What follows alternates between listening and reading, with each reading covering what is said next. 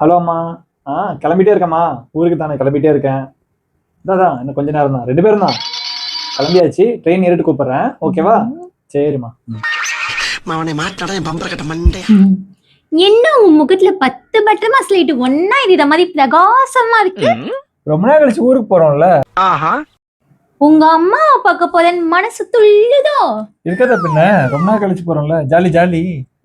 அடிங்க.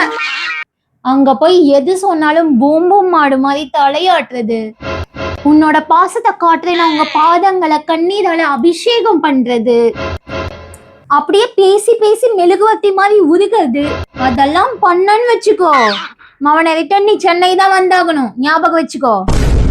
எது கேட்டாலும் நான் சஞ்சுவை கேட்டுதான் செய்வேன். அவ ரொம்ப நல்ல பொண்ணு, அவ எது சொன்னாலும் சரியாதான் இருக்கும், அவ இல்லைன்னா நான் இல்ல, அப்படியே இப்படின்னு புகழ்ந்து தள்ளிடணும். சரியா?